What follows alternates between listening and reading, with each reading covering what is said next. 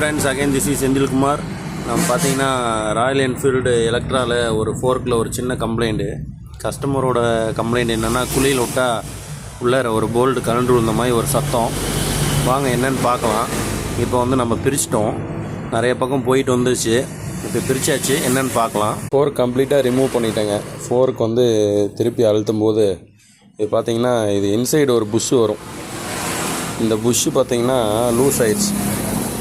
இந்த புஷ்ஷு வந்து உள்ளாரையும் வெளியிலையும் போயிட்டு வருது. இதுக்குள்ளார தான் வந்து டிக்கின்னு சத்தம் வருது. ஃபோர்க்கில் டிக்குன்னு சத்தம் வருது.